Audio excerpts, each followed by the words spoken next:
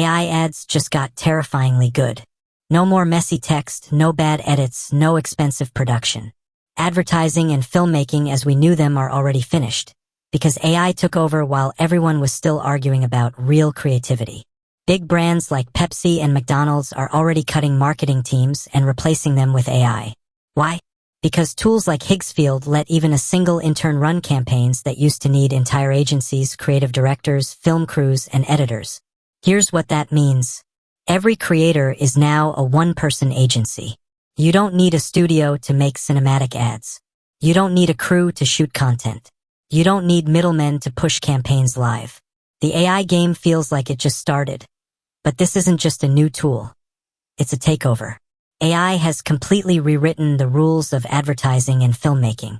For marketers, agencies, and production houses, this is either the scariest disruption or the biggest opportunity of their lifetime. So here's the question. Will you fight it or will you adapt to it? If you found this breakdown useful, make sure to like, share, and subscribe for more deep dives into the tools that are reshaping entire industries.